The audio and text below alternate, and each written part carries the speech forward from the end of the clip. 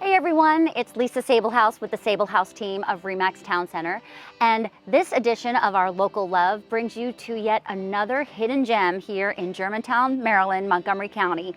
Lots of you have heard of various orchards around our beautiful county, but have you heard or seen of Doc Waters Cidery? And if you haven't, we're visiting here today and you're in for a special treat.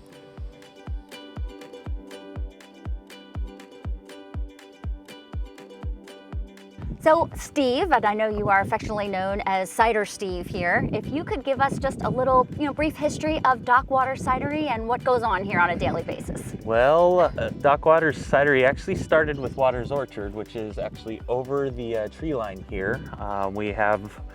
It was originally started by Susan Butler and Washington Waters White IV.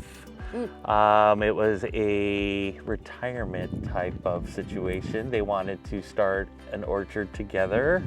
Both of them had been in farming in Montgomery County for quite a few years, I think all their life. They had some passion for the apples. They noticed that was something that wasn't around the county. So originally they started off with about 800 trees, and now we are at about a little over 20,000. We planted about 2,000 this past spring. And you said 20,000 trees. 20,000 trees. Originally started with 800 and now we're at over 20,000 trees. Different varieties. Half of them are culinary, the other half are cider specific. And we use both for our ciders. Some apples are better than others, but... I understand that one of your ciders is actually from a pear. It is. It is actually the Lady K. Perry. It is named after Washington White IV's mother and grandmother, who was Kay Harding. And the actual Perry itself comes from a 100-year-old pear tree down the hill leading into the orchard. Climbed the tree. So the story goes. I wasn't here for this, but he climbed the tree, cut some branches off, grafted them onto rootstock, had them in a nursery, and then eventually we planted them. And now we have 17 trees that are actually producing fruit. And then, let's see, we planted another 60 or 70 trees this past spring. Wow. So we're looking forward to what the future holds with this particular varietal. I'm looking forward to tasting that particular cider. And I understand, so you're open on the weekends, Friday, Saturday, Sundays. That is correct. Reservations. I see fire pits. We've got shade structures. Yes. How does that all work, especially during the fall when I understand that's your busiest season? During busy season, we actually do recommend reservations. We can be found on Resi.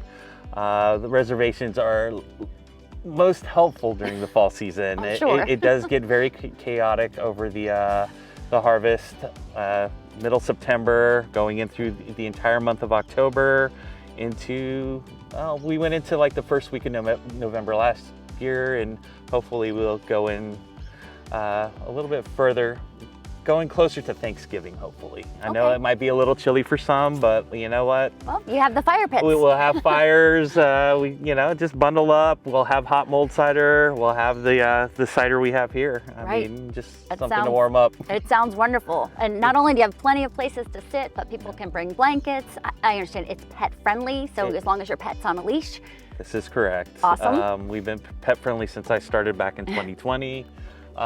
Over the weekends as well, we will have some live entertainment, some music, hopefully both Saturday and Sunday. We'll see, but Saturday for now. And a regular booking of food trucks as well, right? Yes. Yeah. We will have both. We should have 2 food trucks here at this site, and then over at the what we refer to as the Upper 28 or Orchard View, we'll have another couple food trucks as well. All right. Well, that sounds great, Steve. And again, Cider Steve. Cider Steve. It's been wonderful, just getting to know Doc Ciders, and I look forward to bringing my family and friends here, and I know others will too. Thank you so much. Thank you, Lisa.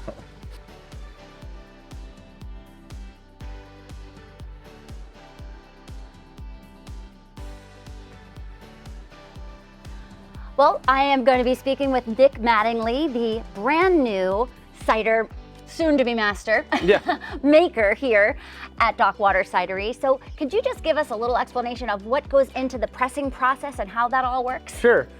Well, we start off over here with this piece of equipment. It raises up these bins, dumps the apples get washed, and then they go up the conveyor belt and they get pulverized in there, and then they come over basically and they go into here, into these bags. We'll fill these with a mixture of rice hulls and pressed apples, and then we'll go to this side because it's rotated up, and then we'll have this little bladder over here fills with water, presses everything to the outside, squeezes all the apple juice out. It comes out here, goes through a tube, and we pump it over into a tank. We let it chill for a day, drop some sediment out of there, and then we'll be pitching yeast. And over the next week, 2 weeks, it'll be fermenting. It should complete. And then we just move it around from tank to tank, finding it, and so. How long does it take for, a regular old apple to become a delicious alcoholic drink?